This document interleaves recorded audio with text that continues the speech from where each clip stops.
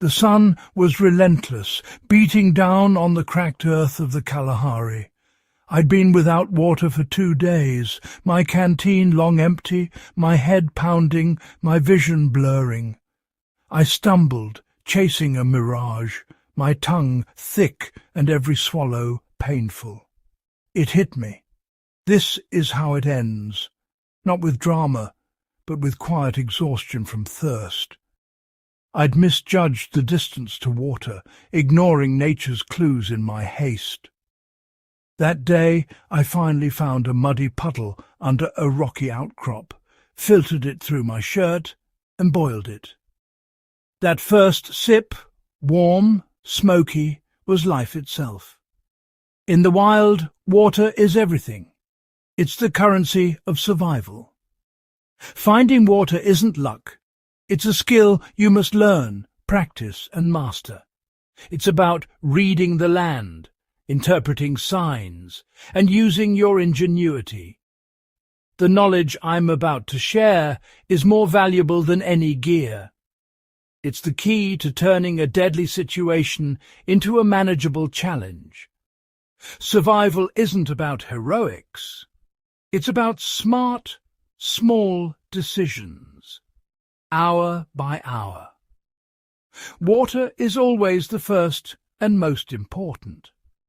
Let's learn how to find it.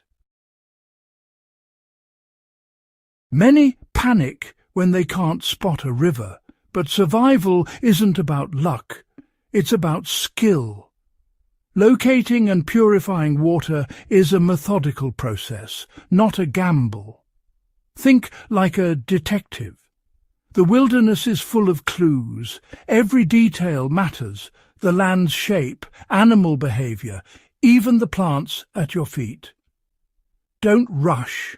Panic wastes energy and water. Find shade, calm yourself, and observe. Water is out there, you just need to learn its language. The core lesson: you must locate, extract and purify water in any environment.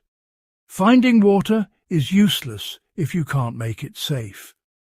We'll break down how to read the landscape, follow nature's guides, collect water from the air, and purify every drop. Practice these skills before you need them. Try them at home or in a local park. Mastering water procurement transforms you from a victim of circumstance into a capable survivor. Let's build that confidence now. To find water, think like water, always flowing downhill, seeking the lowest point. Your best tool is reading the land's contours. Look for valleys, ravines and depressions, natural channels where water collects. Get to a high point and scan for dark, lush vegetation. A green ribbon in a dry landscape often means water, even if underground. Follow these lines downhill. Dig into dry stream beds, especially on the outside bends. Non-porous rocks like granite collect water in cracks and depressions after rain. Look for dark stains or moss. Springs can form where porous rock meets the surface. Moss and ferns are good signs. Use your ears. Running water can be heard from far away, especially at dawn or dusk. Stop, listen, and triangulate the sound's direction. The landscape is a dynamic system. Gravity always pulls water to the lowest point. Go there, and you'll increase your chances. Reading the land is your most reliable method. When in doubt, let nature guide you. Animal trails often lead to water. Look for converging paths heading downhill. Birds are excellent guides.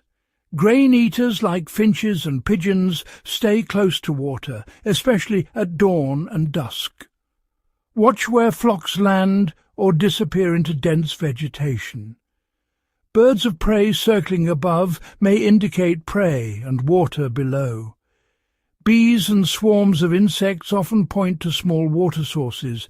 Mosquitoes mean stagnant water is nearby. Plants are silent indicators.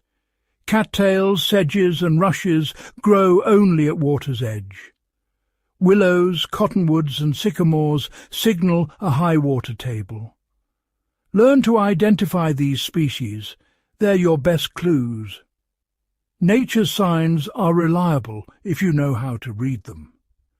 Follow the trails, watch the birds, listen for insects, and trust the plants.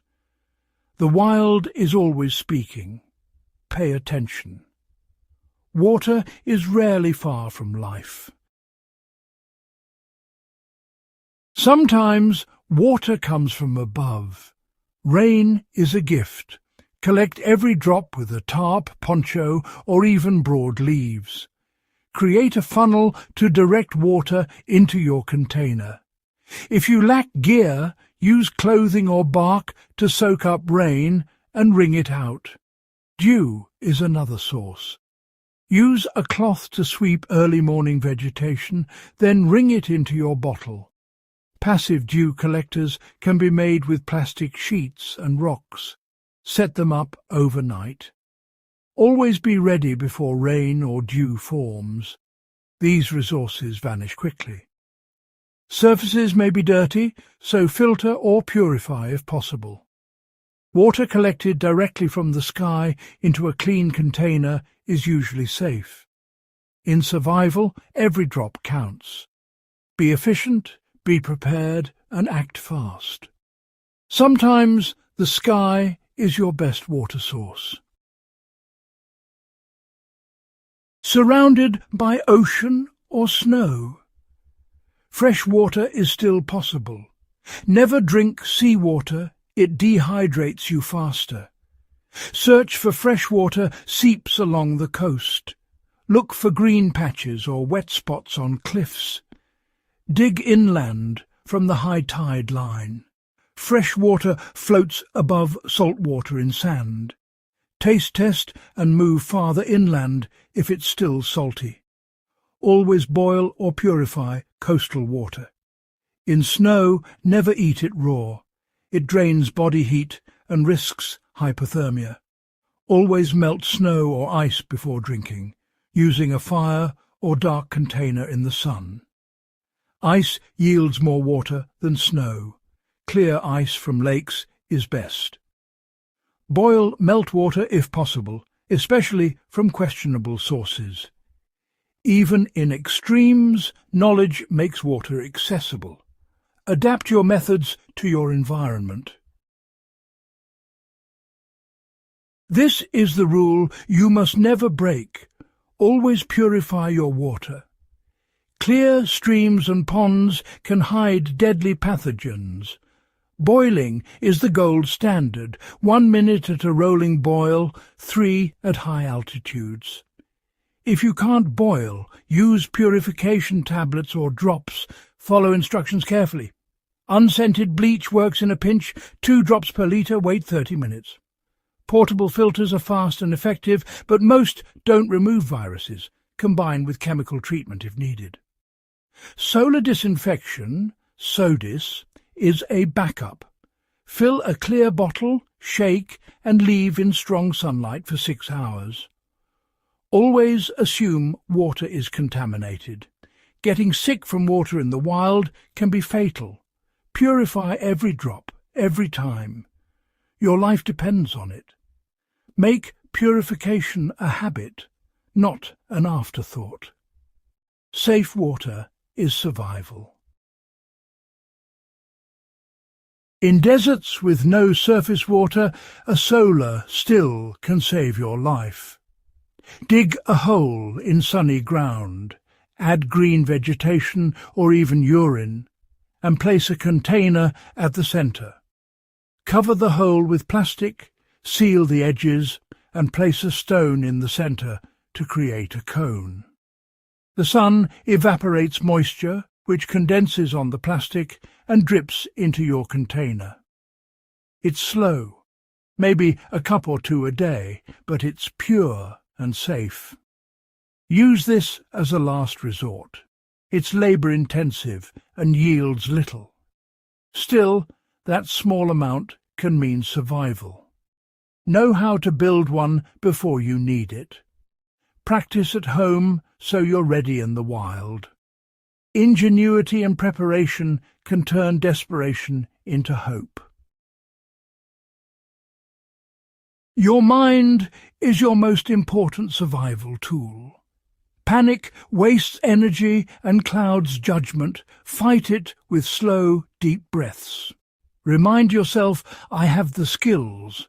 I can handle this. Practice is essential. Try finding and purifying water before you ever need to. Build muscle memory and confidence by rehearsing these skills on camping trips or at home. Confidence is the antidote to fear. Mentally rehearse what-if scenarios before every trip.